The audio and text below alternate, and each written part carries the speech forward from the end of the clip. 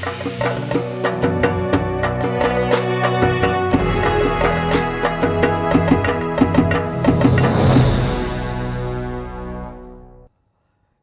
आप देख रहे हैं आज तक। आपके साथ मैं हूं सईद अंसारी।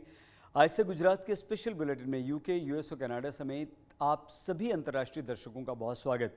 आज हम आपको दिखाएंगे पीएम मोदी की चादर पर क्यों हो रही है राजनीति, राजकोट में क्यों सवालों के घेरे में है पीएम मोदी का ड्रीम प्रोजेक्ट, सूरत की स्टील फैक्ट्री में कैसे गई 4 की जान, अजमेर शरीफ दरगाह पर नई राजनीति शुरू हो गई। हिंदूवादी संगठन और कुछ नेता दावा करते हैं कि अजमेर शरीफ दरगाह शिव मंदिर के ऊपर बनी है। इस बीच पीएम मोदी ने अजमेर शरीफ दरगाह पर चादर भेज दी है। वैसे तो पीएम मोदी हर वर्ष अजमेर शरीफ दरगाह पर चादर चढ़ाने के लिए भेजते हैं, लेकिन इस बार खूब राजनीति शुरू हो गई और स्थानीय अदालत अजमेर दरगाह के सर्वे की मांग करती याचिका पर केंद्र के अल्पसंख्यक मामलों के मंत्रालय, भारतीय पुरातत्व सर्वेक्षण और अजमेर दरगाह समिति को नोटिस जारी करती।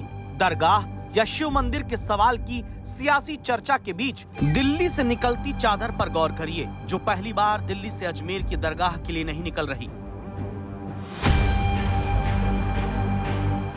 लेकिन जब हिंदूवादी संगठन दावा करते हैं कि अजमेर दरगाह तो असल में शिव मंदिर है, तब अजमेर में पेश किए जाने के लिए ये चादर सिर्फ चादर नहीं बल्कि मस्जिद मंदिर विवाद में उलझाते लोगों के लिए एक संदेश भी है।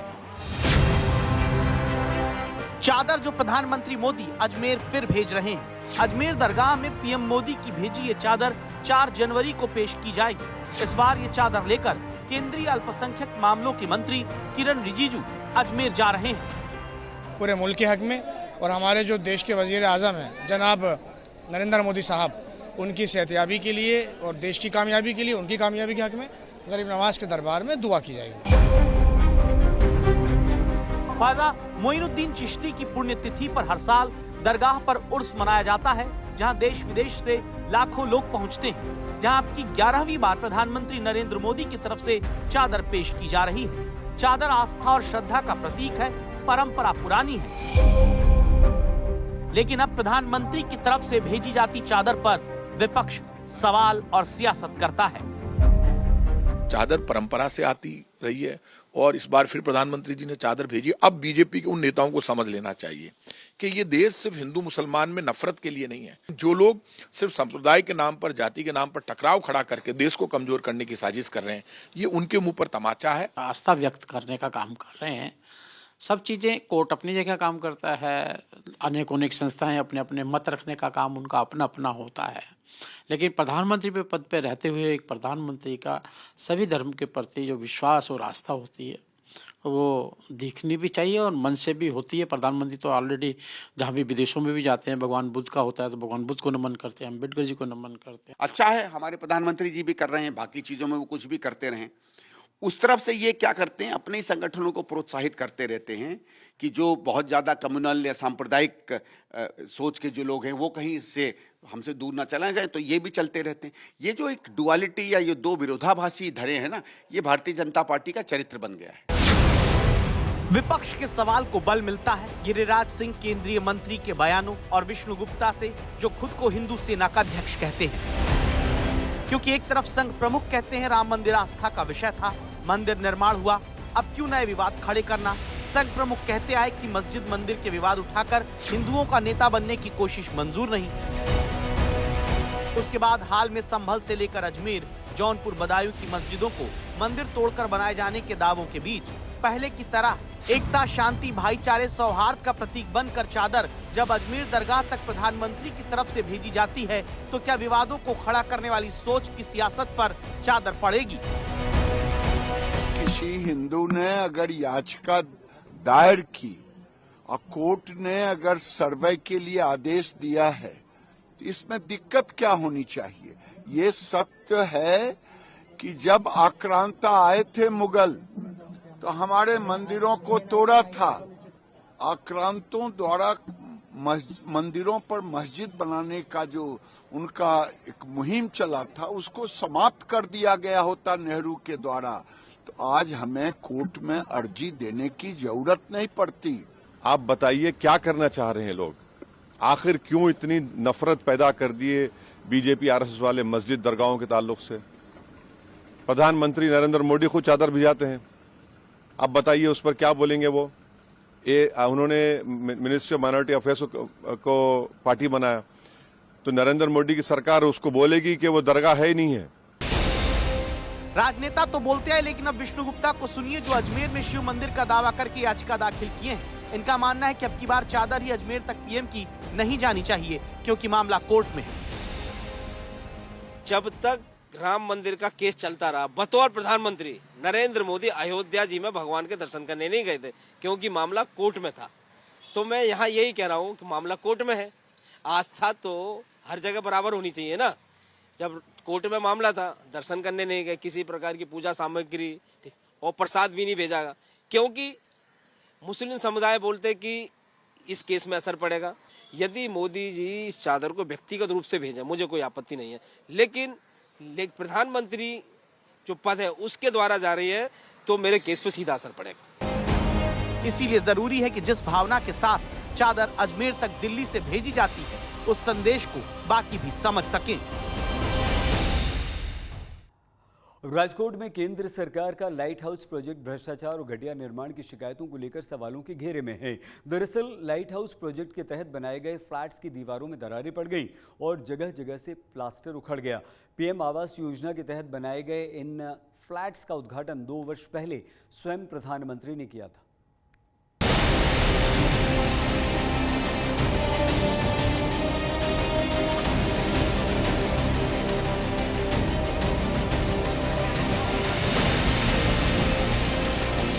ये है प्रधानमंत्री नरेंद्र मोदी का dream project light house project. Rajkot में 2 साल पहले प्रधानमंत्री शहरी आवास योजना के तहत ये शानदार फ्लैट्स बनाए गए थे। दावा है कि लाइट हाउस प्रोजेक्ट में 3D टेक्नोलॉजी का इस्तेमाल किया गया। ग्लोबल हाउसिंग टेक्नोलॉजी की मदद से स्थानीय जलवायु और इकोलॉजी का ध्यान रखते हुए एकदम टिकाऊ घर बनाए गए हैं। लेकिन 2 साल में ही प्रधानमंत्री नरेंद्र मोदी का ये ड्रीम प्रोजेक्ट सवालों के घेरे में है। आरोप है कि लाइट हाउस प्रोजेक्ट के लगभग सभी फ्लैट्स की दीवारों में सीलन आ गई है। छतों और दीवारों से प्लास्टर निकल रहा है। लोग कई बार आरएमसी में शिकायत कर चुके हैं, लेकिन उनकी समस्या का कोई सोल्यूशन नहीं हुआ। यहाँ पे जो मोदी साहब का जो ड्रीम प्रोजेक्ट है, जो हमने मकान बना के दिए मोदी साहब ने, बरोबर है, उसमें जो कामगिरी बताई गई है जो प्रोजेक्ट में, वो हमको कुछ मिला ही नहीं है। और यहाँ पे जो मकान में प्लास्टर जो सब कुछ किया हुआ है, सब खराब काम किया है। कुछ भी ऐसा ड्रीम प्रोजेक्ट जैसा है ही नहीं इधर। हमारे ये 1144 मकान है और सभी में कुछ न कुछ प्रॉब्लम है, सभी फ्लैट में। और पानी का तो बहुत ज्यादा है, घर में सारी जगह बह जाता है और उससे पूरा मकान हमारा तो सबका बिखर गया। राजकोट में लाइट हाउस प्रोजेक्ट के लाभार्थियों का कहना है कि प्रधानमंत्री मोदी ने गरीब और मध्यम वर्ग के लोगों के लिए घर का सपना देखा। उनके विजन की वजह से ही गरीबों को घर भी मिला, लेकिन जिनको लाइट हाउस प्रोजेक्ट बनाने का कॉन्ट्रैक्ट दिया गया, उसने बड़ा भ्रष्टाचार किया है। नरेंद्र मोदी जी ने जो ड्रीम प्रोजेक्ट बनाया है वो बहुत बेस्ट बना है, लेकिन कॉन्ट्रैक्टर ने जो पैसा खा के गफला किया है, भ्रष्टाचार किया है, उससे हम परेशान हैं। हमारा कुछ काम नहीं होता है और यहाँ पे सब लोग हैं जो मध्यम वर्ग के लोग रह रहे हैं, कोई बड़े आदमी नहीं रह रहा है। कंप्लेन कर करके थक जाते हैं, कंप्लेन करे, काम पे जाए, क्या करे कुछ पता नहीं चल रहा है। अब हमने एक आंदोलन उठाया, अब दिल्ली जाना है और कुछ नहीं। स्थानीय विधायक डॉक्टर दर्शिता शाह कहती हैं कि उनके पास अभी तक इस तरह की कोई शिकायत नहीं आई है। 1 साल पहले लाइट हाउस प्रोजेक्ट के लोगों ने कुछ शिकायतें की थी, जिनका समाधान कर दिया गया था। उनकी जो भी फरियाद और जो भी रजूआत मुझे आई थी, उन सभी का मैंने निराकरण कर दिया है। वहाँ अभी आप देख रहे हैं कि वहाँ आंगनवाड़ी भी चालू है, पानी के बोर रिचार्ज की भी सुविधा कर दी है और ड्रेनेज की समस्या का भी समाधान हो गया है। और कम्युनिटी हॉल का जो उनका प्रश्न था, उनके बारे में भी मैंने म्यूनिसिपल कमिश्नर से उस बारे में भी वो रजूआत कर दी है। उसके बाद उन लोगों की मुझसे कोई रजूआत आई हुई नहीं है। राजकोट के लाइट हाउस प्रोजेक्ट में 1144 फ्लैट्स बनाए गए थे, जिन्हें गरीब लाभार्थियों को 3,40,000 रुपए की मामूली कीमत में आवंटित कर दिया गया। सामान्य तौर पर इस तरह के फ्लैट्स में 15 साल बाद इस तरह की समस्याएं देखने को मिलती हैं, लेकिन लाइट हाउस प्रोजेक्ट में निर्माण के 2 साल में ही ऐसा हाल है। इसलिए प्रोजेक्ट का टेंडर लेने वाली श्रीमाली कंस्ट्रक्शन एजेंसी पर भ्रष्टाचार के आरोप लग रहे हैं। राजकोट से रौनक मजीठिया के साथ आज तक ब्यूरो। सूरत के हजीरा इंडस्ट्रियल एरिया में बड़ा हादसा हुआ। स्टील प्लांट में आग लगने से 4 कर्मचारियों की मौत हो गई, एक घायल हो गया। घायल कर्मचारी को अस्पताल में भर्ती कराया गया है। यह हादसा कैसा हुआ, इसकी जांच चल रही है। इस बीच पीड़ित परिवारों ने कंपनी और मैनेजमेंट पर गंभीर आरोप लगा दिए हैं। सूरत के हजीरा इंडस्ट्रियल एरिया में बड़ा हादसा हुआ। स्टील प्लांट में आग लगने से 4 कर्मचारियों की मौत हो गई, एक घायल हो गया। घायल कर्मचारी को अस्पताल में भर्ती कराया गया है। यह हादसा कैसा हुआ, इसकी जांच चल रही है। इस बीच पीड़ित परिवारों ने कंपनी और मैनेजमेंट पर गंभीर आरोप लगा दिए हैं।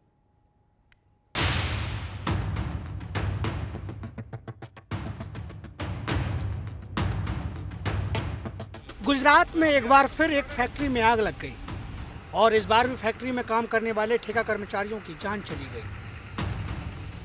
यह हादसा सूरत के हजीरा में AMNS कंपनी के प्लांट में हुआ। फैक्ट्री के जिस प्लांट में आग लगी वहां लिक्विड मेटल बनाने की प्रक्रिया होती है।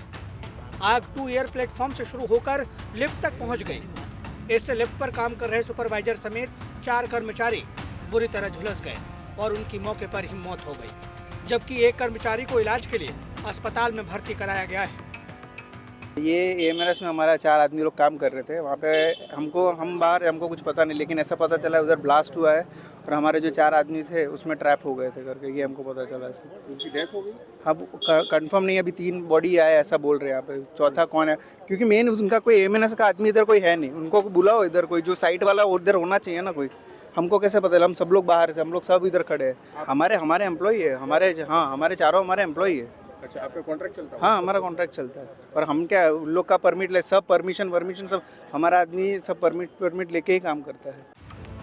हादसे की सूचना मिलने के बाद मृतकों के परिजन देर रात सिविल अस्पताल पहुंच गए।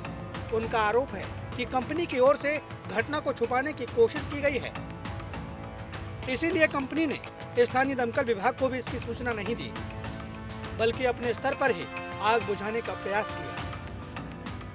ये 6 बजे घर पे आया नहीं, तो उनके घर वाले ने फ़ोन किया।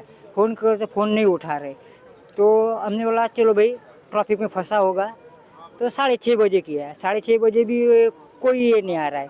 6:30 के बाद भी 7 बजे तक हमने वेट किया है, भाई आज क्यों नहीं आया है। तो फिर जिसके अंडर में काम करते उन लोगों से कांटेक्ट करने की कोशिश की उनके घर वाले ने। उसके बाद उसे कॉन्ट्रैक्टर का फ़ोन आया है उनके घर पे कि भाई ऐसा प्रॉब्लम हो गया है, सिविल में लेके गया है, एक्सीडेंट हो गया है। तो हम लोग SR कंपनी के पास गेट पे गए, तो उधर से तो कुछ हम लोग तो अंदर काम करते हैं तो इसको आने नहीं दिया। कंपनी की तरफ से कहा गया है कि हादसे के बाद इमरजेंसी प्रोटोकॉल लागू कर घटनास्थल को सील कर दिया गया है। फिलहाल पुलिस ने पूरे मामले की जाँच शुरू कर दी है। शाम को हजीरा की AMNS जो कंपनी है उसमें शाम को 6 बजे के आसपास उनका कोरेक्स 2 प्लांट है, उसमें रॉ मटेरियल की गर्म ट्यूब है जिसमें रॉ मटेरियल और कोयला मिक्स होता है। वो ट्यूब फट गई, तो पास में लिफ्ट में 4 लोग मौजूद थे। ये नाम जो है वो संभावित नाम है, अभी DNA के बाद में इनकी पुष्टि होना बाकी है। अभी डेड बॉडीज़ हैं, उनको सिविल हॉस्पिटल के PM रूम में रखा गया है और फॉरेंसिक PM के लिए रिक्वेस्ट किया गया है, जो कि मॉर्निंग में होगा। और DNA लेके और बाद में इनकी पहचान की पुष्टि हो सकेगी, उसके बाद में आगे की कार्रवाई की जाएगी। अभी हजीरा पुलिस स्टेशन में हमने एक AD दाखिल की है और आगे का जो इन्वेस्टिगेशन है वो हम चालू रखेंगे। हादसा मंगलवार को यूनिट बंद होने के बाद दोबारा चालू करते समय हुआ था। फिलहाल बताया जा रहा है कि कोरेक्स प्लांट में खराबी की वजह से यह हादसा हुआ है। हालांकि हादसे के लिए कौन जिम्मेदार है ये जांच के बाद ही साफ हो पाएगा। सूरत से संजय सिंह राठौर के साथ आज तक ब्यूरो। जूनागढ़ में एक परिवार ने अंगदान करके बड़ी मिसाल पेश की। दरअसल 43 वर्षीय शीलाबेन झांझरिया का ब्रेन डेड हो गया था। उन्हें अस्पताल में वेंटिलेटर पर रखा गया था, लेकिन बचने की शीलाबेन की कोई संभावना नहीं थी।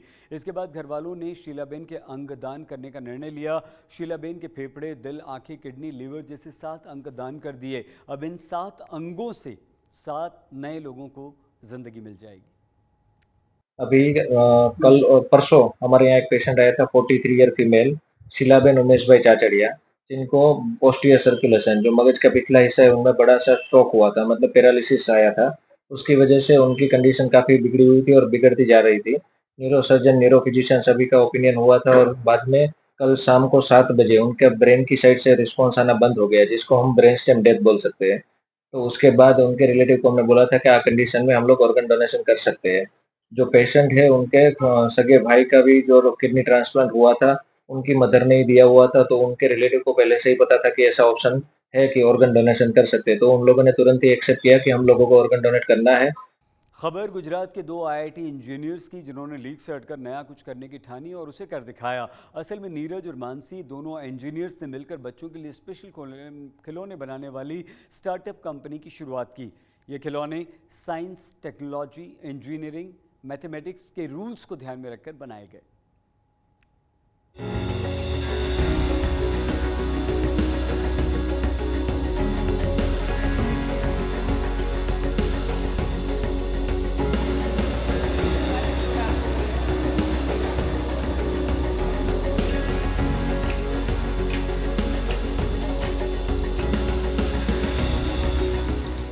चलता हुआ मेढक, दौड़ता हुआ खरगोश, और सबसे खास तो है ये सौर मंडल, जो खेल खेल में बच्चों को बहुत कुछ सिखा रहा है। इन खिलौनों को बनाने वालों का मकसद भी यही है, एंटरटेनमेंट के साथ साथ बच्चों का ज्ञान बढ़ाना। दरअसल इन खिलौनों को साइंस, टेक्नोलॉजी, इंजीनियरिंग और मैथमेटिक्स के रूल को ध्यान में रखकर बनाया गया है और इसे नाम दिया गया है स्टेम टॉय, जो 5 साल तक के बच्चों के लिए है। इन खिलौनों को तैयार किया है गुजरात के 2 IIT इंजीनियरों नीरज शर्मा और मानसी गुप्ता ने मिलकर, जो जिंदगी में नौकरी से हटकर कुछ अलग करना चाहती थी, कुछ ऐसा जिसमें पैसा भी हो और संतुष्टि भी।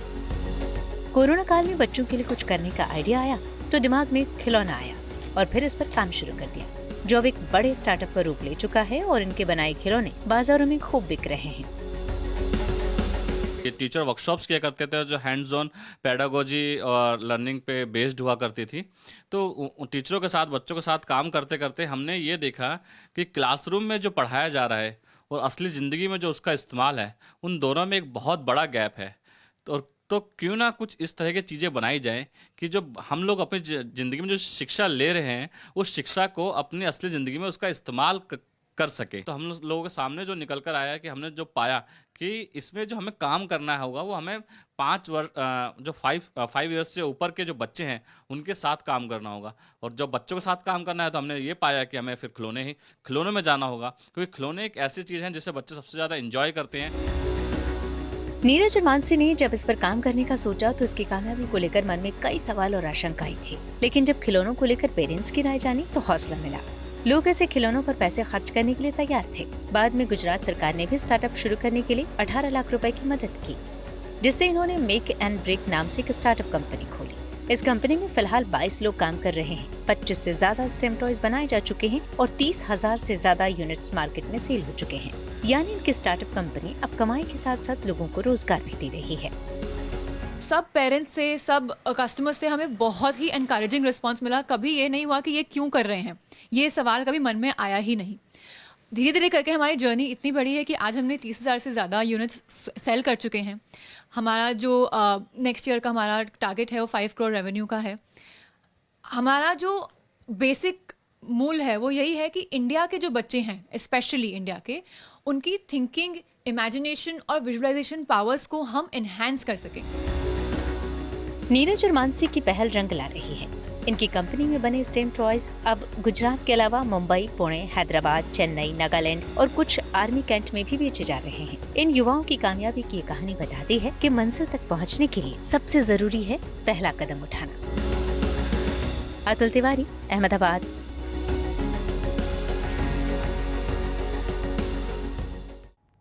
आज तक गुजरात में आज के लिए बस इतना ही। आप प्लीज़ अपना बहुत ख्याल रखिएगा। देखते रहिए आज तक।